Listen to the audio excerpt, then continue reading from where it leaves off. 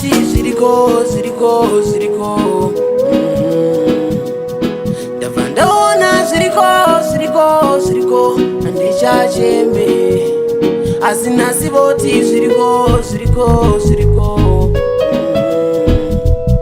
ndabva ndaona ziriko handichacheme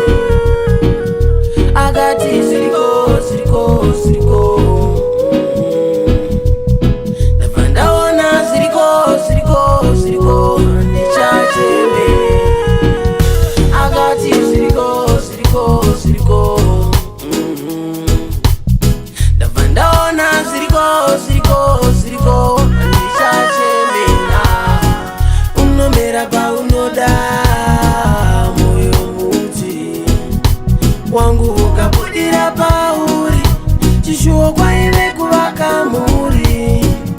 iwe ukautema zvikandibaya moyo ndikambochema maitira kamboguma dai pasina vhesi